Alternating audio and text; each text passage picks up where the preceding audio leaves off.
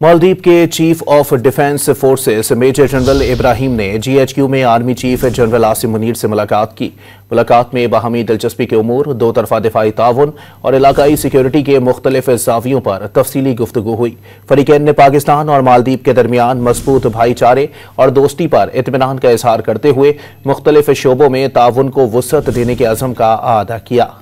मालदीव के chief of defence forces major general Ibrahim ने GHQ में army chief general Asim Munir से मुलाकात की।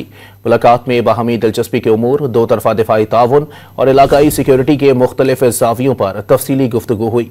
फरीकैन ने पाकिस्तान और मालदीव के दरमियान मजबूत भाईचारे और दोस्ती पर इत्मीनान का इजहार करते हुए मुख्तलिफ शोबों में ताउन को वुसअत देने के अज़म का आदा किया। मालदीव के chief of defence forces major general Ibrahim ने GHQ में army chief general Asim Munir से मुलाकात की। मुलाकात में बाहमी दिलचस्पी के उमूर, दो तरफा दिफाई ताउन और इलाकाई सिक्योरिटी के मुख्तलिफ ज़ावियों पर तफसीली गुफ्तगू हुई।